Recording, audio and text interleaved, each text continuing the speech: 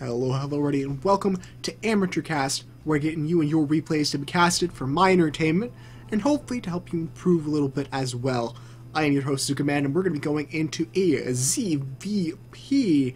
Without further ado, I'm going to go ahead and introduce our players.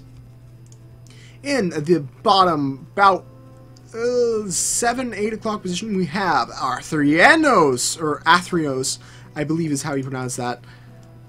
And he's going to be our purple Zerg player. His opponent on the opposite side of the map, we're going to have a DoubleHawk in the blue. And it's going to be a PvZ, but before I get into that, you may have noticed a little bit of a difference in my overlay interface. I'm going to kind of warn you guys now. I'm going to be going through a little bit in the next couple casts. I'm going to go through a couple more and try to find out which one I kind of like the best for all the casting needs and stuff. This one is WCS1. So we're going to have to kind of interested to see how that's going to be going on. So getting into the actual game itself, we're going to be having a ZVP here. I don't know how to work this interface, so I can't really see where we're going for much other than supply right now, but hopefully we'll kind of get that as we go further into this game. Anyways, we're going to be seeing a ZVP. What are we going to be seeing in the matchup? What's very popular right now? Well, for the Zerg player, you're going to be seeing Ling Muta. You don't normally see the Banglings in there in this matchup unless you're going to be seeing an earlier Bangling nest for something along the lines of a bust. We're seeing a natural expansion could probably drop down here from our Zerg player, and this is something you're probably going to be seeing a lot of the time in higher level games, is going to be seeing a hatchery first into a pool, which is probably going to be dropped down here fairly shortly from our Zerg player. Now, on the Perta side of the field, you're probably going to be seeing the early gateway units into robotics facility, into robotics bay to go for Colossus. Of course, Phoenix openings, and I know some Void Ray openings are fairly decent as well. So there's a lot we could be seeing here from both sides. It looks like we're going to be seeing a double gas drop down here, 3 in one. Probably going to be seeing 3 in the other once that comes up. Pool is coming up back home here from our Zerg player Athreos, who is yet to drop down a restractor. What the heck is a restractor? An extractor for his abilities to, you know, get gas and be able to get that speed up fairly quickly. So he's probably not going to be going for a very quick speedling push or even quick roaches or a quick Bangling bust or anything along those lines unless he drops down a double gas to do so. And I actually haven't noticed using Game Hard Extension that it makes everything look really, really nice, and actually I'm kind of liking it.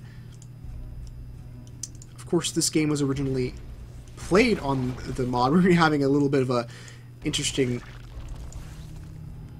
thing there. We had a sort of a proxy hatch into a extractor taking, yeah, getting really technical with those terms, guys.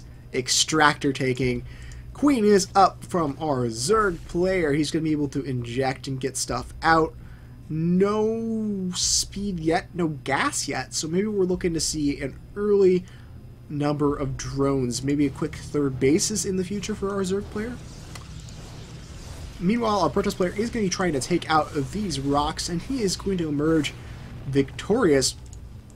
He's going a little bit sparse on the units, but he can definitely afford it. Ooh, look at that! Look at that Cyber Night score. That is very, very bright and colorful. I like it. In the case, natural expansion is going to be on its way. It is going to be a quick third base here from our Zerg player.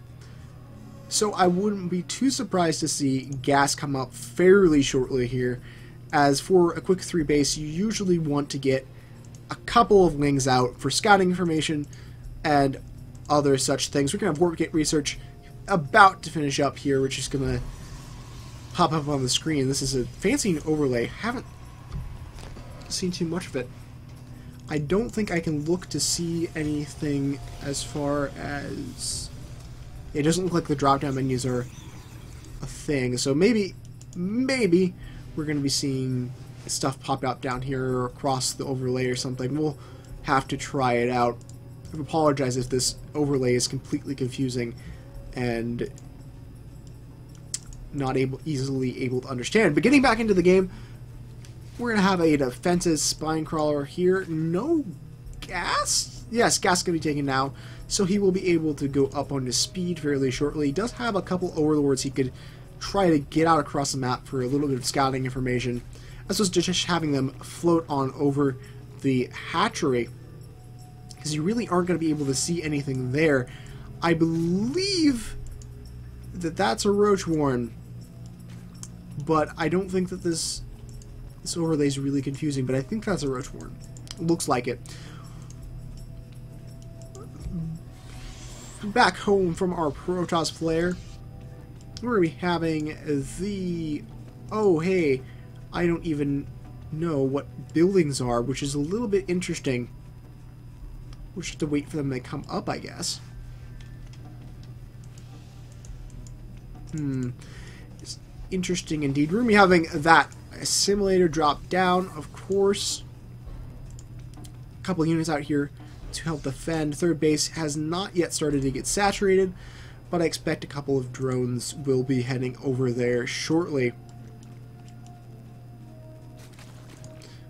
Roach warren is going to be popping up, so we're probably going to be seeing roaches of some sort fairly shortly. I wouldn't be surprised to see a roach push out into Hydralisks into a roach hydra push out, as that's something that you kind of see in the matchup just in general. We do have one Immortal on the map, which means that most roach pushes won't be extremely effective, as well as one Colossus on its way. So, really not going to be able to get a whole bunch done. He might be able to get a little bit, but we'll just have to kind of watch and see. We're going to have a Sword Crawl coming up in the middle line, and that is a layer, I believe, coming out right now, which is a tiny bit delayed, but he did go for a quick 3 hatch. So there's nothing really to be expected otherwise.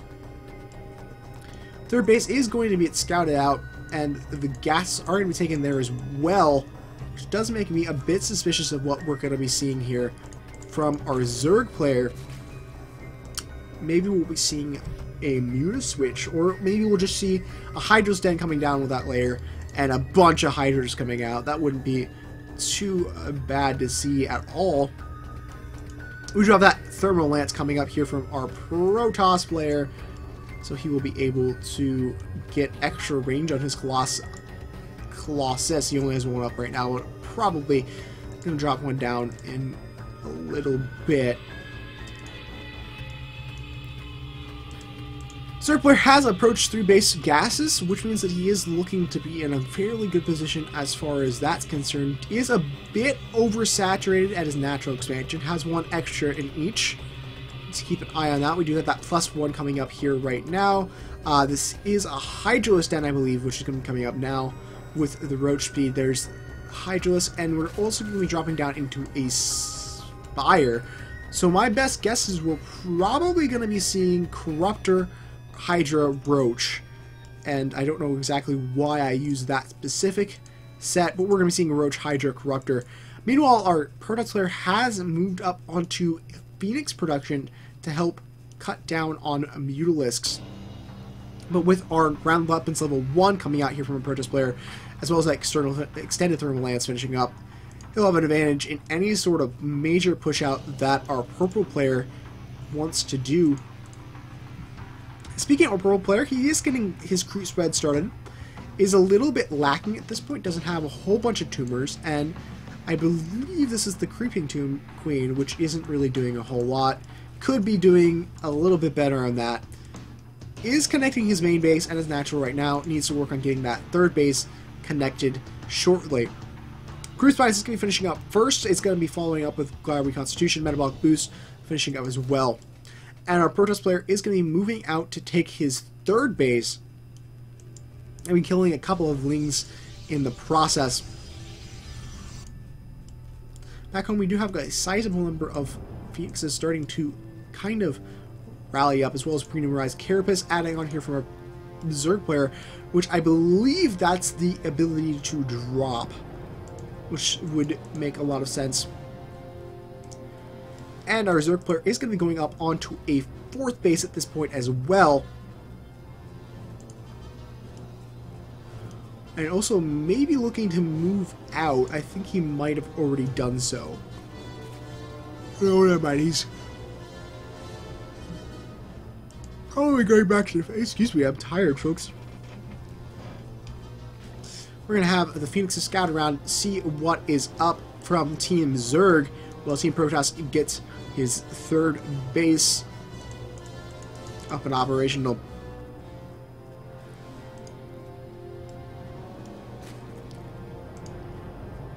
Athreos is going to be going up onto Corruptors right about now, so that's hardly any sort of big deal. And it's going to help out quite a bit against the Colossus. I don't think...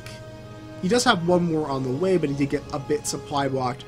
So right now, our Zerg player does have a pretty nice timing window. If he can get a couple Overlords and max out, he can push out with a couple of Corruptors, take out those Colossi, and perhaps might be able to do something there. We do have a couple of Phoenixes going to be continuing to scout around and get more information as far as that's concerned. Is going to be assaulting this Corruptor in the middle of the map. Athreos is going to be dropping back his units to be able to protect against this, which I believe really the Corruptors would be able to do a good enough job on their own. But that's alright. Needs to try to max out here before he moves out, just that he has a full army, and is going to be engaging up the ramp without the rest of his units, which is a little bit unfortunate. He does have the Corruptors to help out, and the forces are coming down. There is a big engagement here between the two of them, and a lot of the army is actually not going to be engaging for quite a while here from Athreos, but he might prove to be just enough for him with all the force fields coming out. The Protoss player might possibly be able to hold on to this, but he's still going to lose a lot here, and a lot is going to go down. This third base is going to fall, and a lot of Stalkers here are going to be able to clear away the Corruptors without the Colossus numbers. Really, this army is just going to be melting away, and DoubleHawk is going to be on the defensive. He is going to continue up onto Void Ray production, which is an interesting decision against Hydralisks. Personally, I would have just liked to see him go straight Colossi, but right now it looks like that's not exactly his best plan, and I suppose at this point it wouldn't even be a bad decision to go up into Templar tech so that he doesn't have to worry about the Colossus too much. And I see the Void Ray reason why now, because Void Rays are good against Corruptors. But most of the Corruptors did go down in that fight. Zerg player is getting nice and comfortable up onto 4 bases. Hasn't really yet started to mine over here. But hopefully that'll be coming up soon. And with a gold base, that's gonna help out quite a bit. Hydra's army poking up into the natural expansion, and they're going to be able to get quite a bit of damage done here, if not be able to end the game. Our Protoss player really would need to have good force fields to keep this army off of the natural expansion. And yeah, DoubleHawk not going to be able to do anything. And there comes the GG. Excuse me. Alright, now guys, this is the time as always that we take a look at what each of these players could have done better, so that they and you can learn a little bit for next time. We're going to start with our Protoss player, because he was the one who was unfortunately the non-winner of this game.